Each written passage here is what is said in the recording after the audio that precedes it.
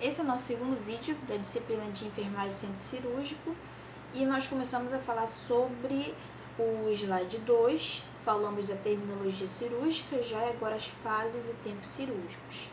No último vídeo, que eu estou acompanhando o slide aqui embaixo, a gente começou a falar sobre o período pré-operatório, tudo que é preparado, a divisão que ele é dividido em pré-operatório imediato e imediato, sobre a sistematização da assistência de enfermagem perioperatória, quais são as nossas funções nesse período de preparação para esse paciente.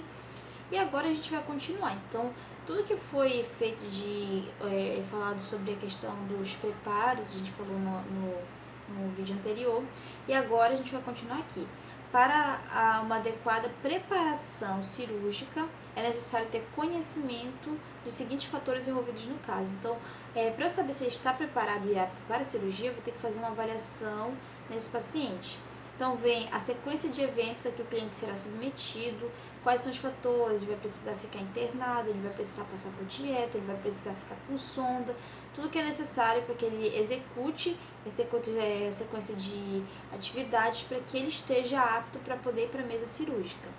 Eu também tenho a questão do tipo de incisão prevista, né? Entender como é que vai ser essa cirurgia que ele vai estar passando, hora da cirurgia, qual é o horário para fazer também qual é o horário da preparação dele, em que ele foi colocado. Isso vai ser dependente conforme o tipo de cirurgia que ele vai estar passando, para saber se ele vai ser uma das primeiras, uma do meio ou uma das últimas cirurgias. Medicação pré-anestésica, ela seria bom fazer todo esse processo de preparação, porque quando a gente fala sobre cirurgia, às vezes o cliente ele vem com uma carga de emoção.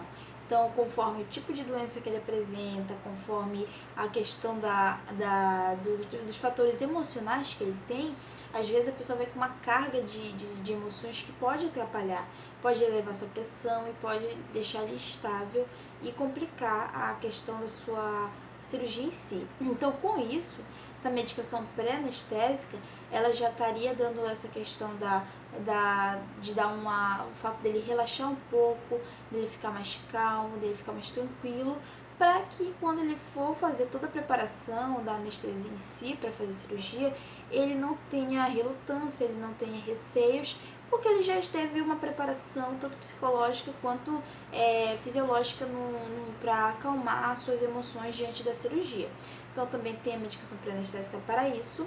Expectativas quanto à participação do cliente, né? A gente tem que ter a colaboração do mesmo para que ele possa aceitar que ele precisa estar de dieta zero, que a família também entenda isso, né? Porque às vezes a família ela traz alguma coisa para a pessoa, porque a fome é algo que incomoda muito. Então, se for uma criança, se for um idoso, ou então uma pessoa questionar muito a fome, alguém pode querer ceder isso, achando que é algo que não tem necessidade de ele estar de jejum e acabar quebrando o jejum do paciente, fazendo com que ele fique indisponível e atrasando ainda mais sua cirurgia.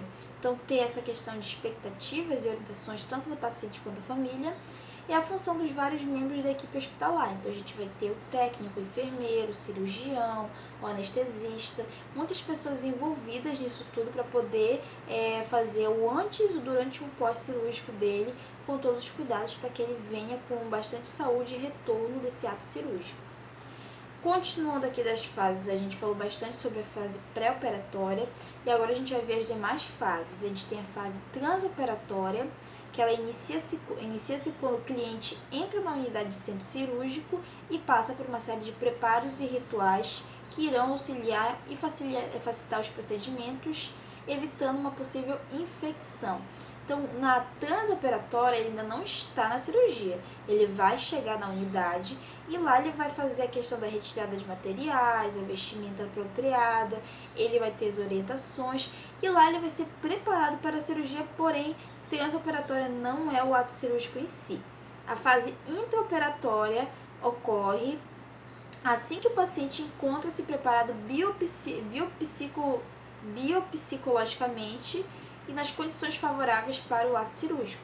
Então a gente tem toda essa preparação, para isso vem os exames para avaliar se ele está apto para passar cirurgia, se ele não vai ter problemas como doenças pregressas que podem complicar, como diabetes, hipertensão, se a expectativa ou o meio, o receio da cirurgia não vão ser um fator que vai atrapalhar, que vai descompensar os seus sinais vitais.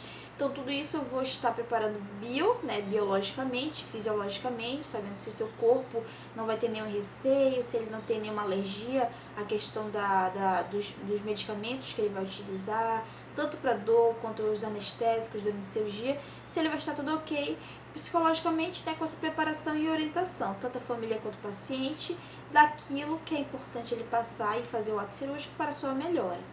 Daí eu vou ter a fase intraoperatória, que é nessa fase que ocorre o ato cirúrgico. Então, mais uma vez, falando na trans, a gente vai ter a transoperatória que vai preparar o paciente, mas ele não vai estar na cirurgia em si. E a intraoperatória ele já vai estar realizando o ato cirúrgico em si.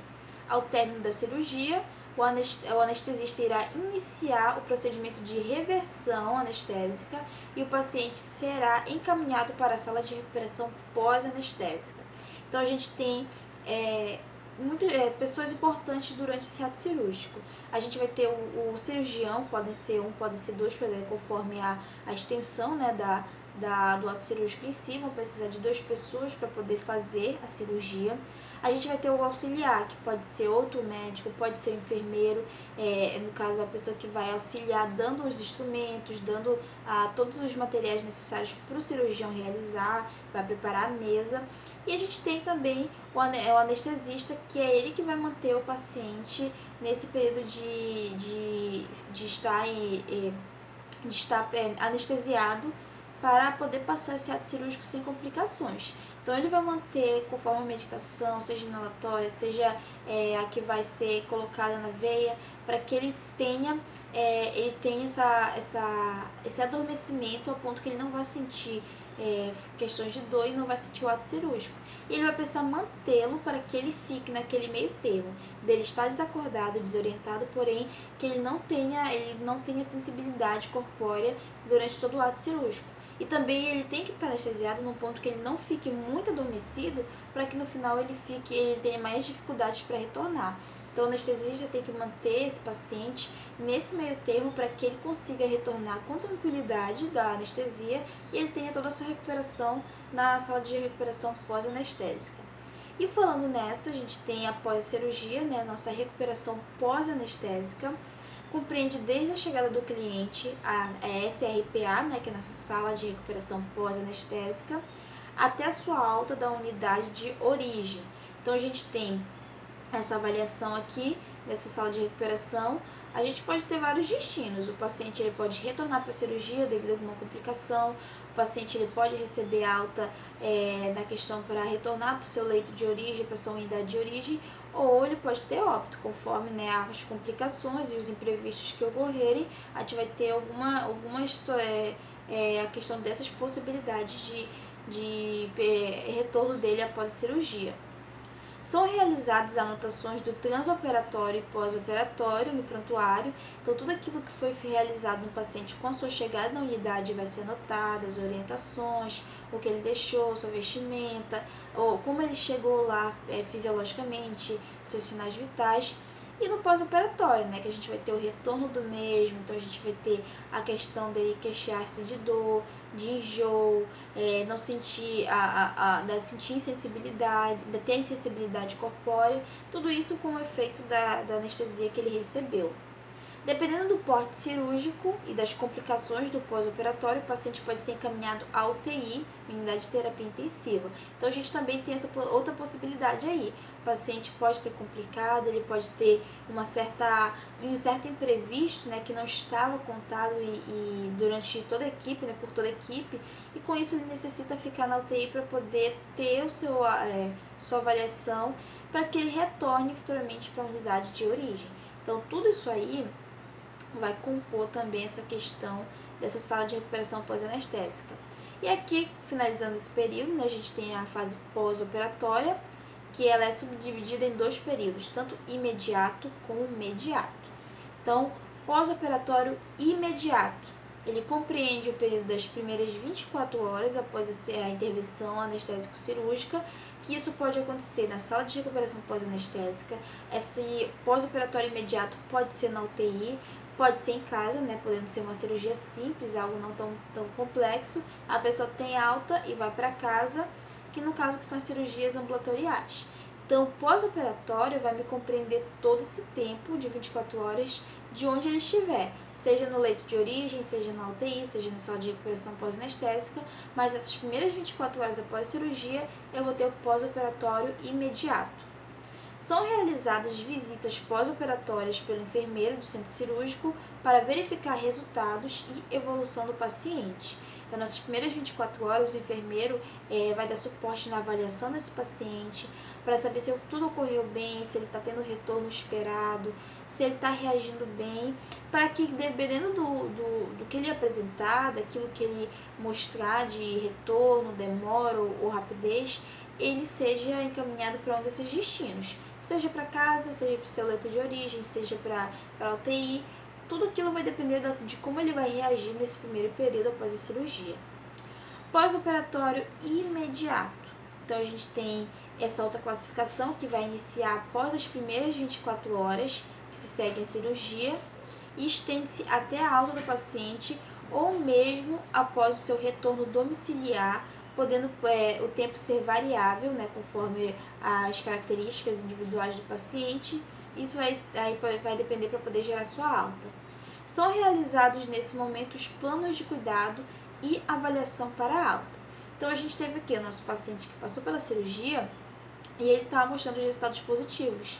Tudo aquilo que eu coloquei no meu prognóstico, do como ele poderia retornar, como ele estaria reagindo à dor, como ele estaria reagindo à questão dos enjoos, todos os fatores que já são cotados, né, no pós-cirúrgico, eu já tenho o que eu espero, eu tenho já anotado quais são as perspectivas de retorno. Se ele segue bem isso aí eu vou ter uma possibilidade de poder já gerar alta para esse paciente, para que ele venha ter essa recuperação em casa, tenha essa recuperação no seu leito de origem e lá ele consiga